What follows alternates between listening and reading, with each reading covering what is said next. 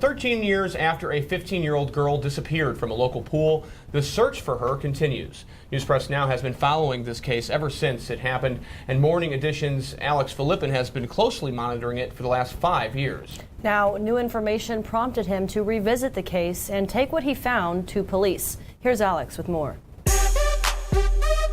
The summer of 2004, teenagers were listening to Usher on their way to see the latest Harry Potter movie.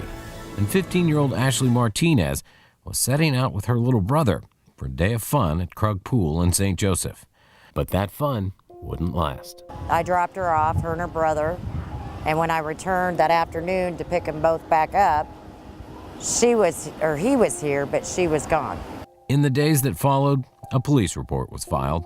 Friends were called, literally every thinkable avenue explored, but still, no Ashley. I mean, at first, we kind of took it as a runaway situation, and I don't doubt at first it was. And there was a story that made the theory Ashley had simply run away make sense. Story Ashley's mother, Tammy Mack, hadn't heard before her daughter went missing. A story that involved a possible relationship with an older man. Ashley's little brother said she'd left the pool of her own free will and gotten into a car with a friend. Ashley's mother says that friend was then 32-year-old Christopher Hart. We do have proof that she was had gotten in that car with him, and that was the last time we've seen her. Currently serving a 15-year sentence in a Missouri prison for assault and tampering with a motor vehicle, Christopher Matthias Hart was, even then, no stranger to law enforcement. Police tell us they can't comment on Ashley's case because it remains open, and the current investigator, Sergeant Jason Strong, wouldn't say whether Christopher Hart was or had ever been considered a suspect in Ashley's disappearance. I can tell you, it's somebody's right whether they talk to us or not. They have the right to remain silent. They don't have to, but to confirm whether we've spoken with him or not, I can't, and to tell you any details if he did, we couldn't. But Tammy Mack says investigators did try to question Hart, but that he wouldn't cooperate. She goes up to see him. He refuses to see her, and out the door she goes. They've tried a couple of times throughout all these years. 2 to my knowledge, 2. 13 years and 3 lead investigators later, thousands of tips have been investigated. The mystery and pain still as fresh to Tammy Mack as if it happened just yesterday. And then a glimmer of hope, at least for closure. Sergeant Strong announced a search in connection to the case on the north side of St. Joseph back in June of this year. What it turned up? I have no idea. I mean, the only thing he did tell me, the detective said, is it was of value. I mean, I'm not sure what he means by that. News of the search spread through social media. And while we don't know what, if anything, was discovered, it did uncover something. Another story. Well, I'd heard of what had happened to Ashley, and I knew a lot about what was going on, like who she went with, and because it was my cousin that she went with. More on that later tonight. Well, I'd heard of what had happened to Ashley, and I knew a lot about what was going on, like who she went with, and because it was my cousin that she went with. This is Julie Walgren.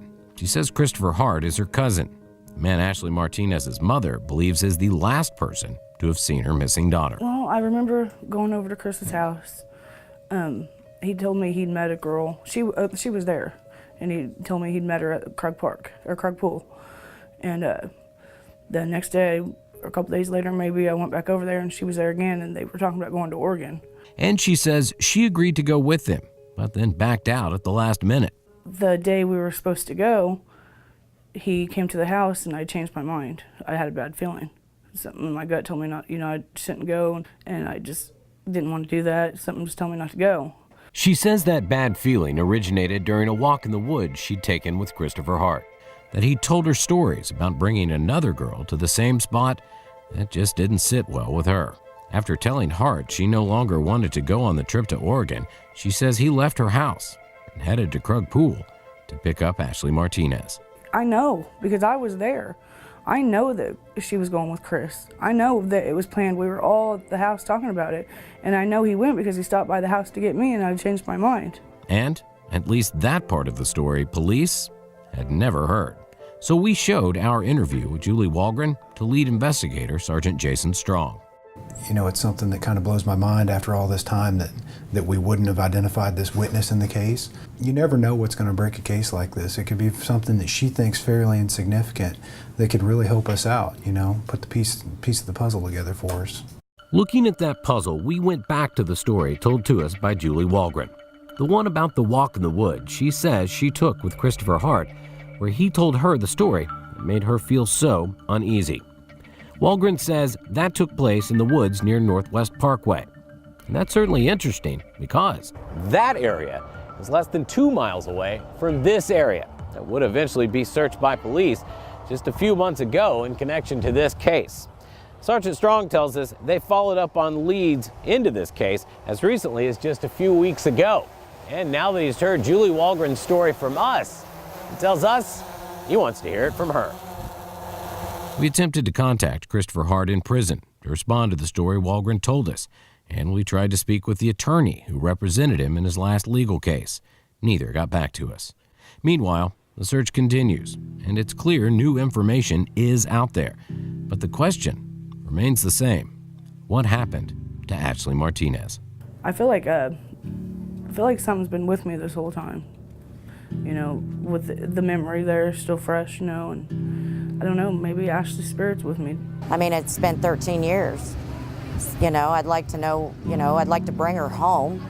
Of course, I'm praying that she's alive and well, but either way, regardless, we need to get her home and just having the answers, you know, that we seek for so long. For News Press Now, I'm Alex Flippin.